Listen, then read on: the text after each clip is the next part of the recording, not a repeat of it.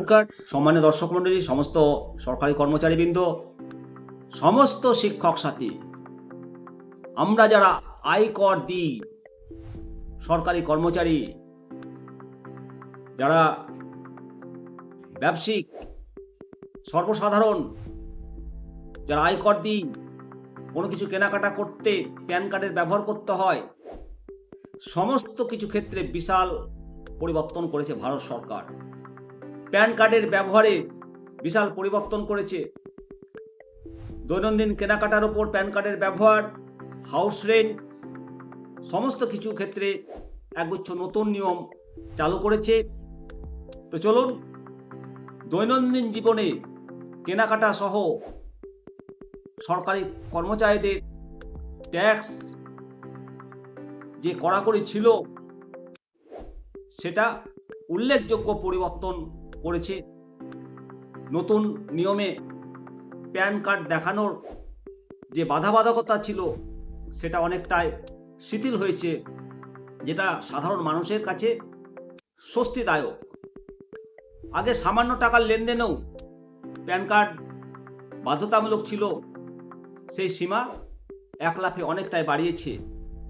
এখন থেকে আপনি যদি কোনো গাড়ি কেনেন, 2 হুইলার বা 4 হুইলার, 5 লক্ষ টাকার বেশি মূল্যের গাড়ি বা বাইক কিনলেই আপনার প্যান কার্ড লাগবে। আগে যে কোনো গাড়ি কিনতে প্যান কার্ডের ব্যবহার ম্যান্ডেটরি ছিল। বছরে 10 লক্ষ টাকা বা তার বেশি নগদ জমা বা তোলার ক্ষেত্রে এবার থেকে প্যান কার্ড লাগবে। ছোটোখাটো জমার জন্য এই ঝামেলা আর থাকছে না। প্যান কার্ডে জমি বাড়ি কেনা বেচার জন্য আগে 10 লক্ষ টাকা লেনদেনে প্যান কার্ড লাগতো, এখন সেটা ডবল করেছে, 20 লক্ষ টাকা করা হয়েছে। 20 লক্ষ টাকা মূল্যের সম্পত্তি কেনা বেচার ক্ষেত্রে প্যান কার্ড লাগবে।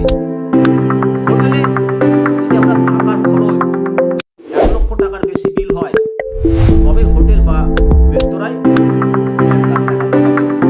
সরকারি কর্মচারীদের জন্য এই নতুন আইনে একাধিক সুখবর নিয়ে এসছে। বিশেষ করে যারা মেট্রো সিটির সুবিধা পেতেন না, এবার থেকে হাউস রেন্টে, বাড়ি ভাতায় বিশাল পরিবর্তন নিয়ে এসেছে। বেঙ্গালুরু, হায়দ্রাবাদ, পুনে, আহমেদাবাদ, এই সমস্ত সিটিকে মেট্রো সিটি হিসাবে গণ্য করা হয়েছে।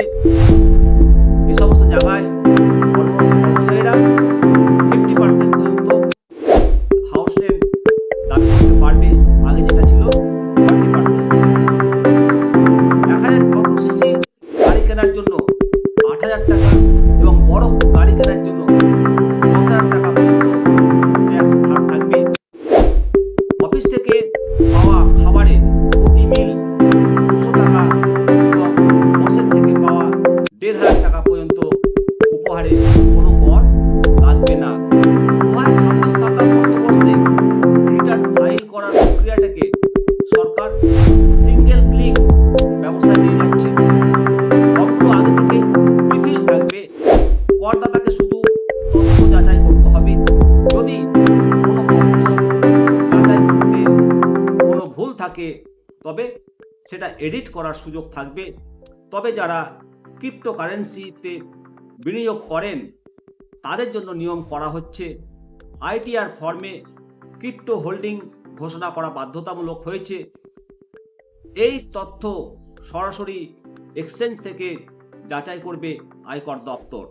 অবশ্যই আপনাদের যদি আরও কিছু জানার থাকে, কমেন্ট সেকশনে কমেন্ট করবেন। যথাসম্ভব আপনাদের প্রশ্নের উত্তর দেওয়ার চেষ্টা করব। আমি শিবরাম সরকার, নিমতিদা দর্শন। ভালো থাকবেন। জয় হিন্দ, জয় ভারত।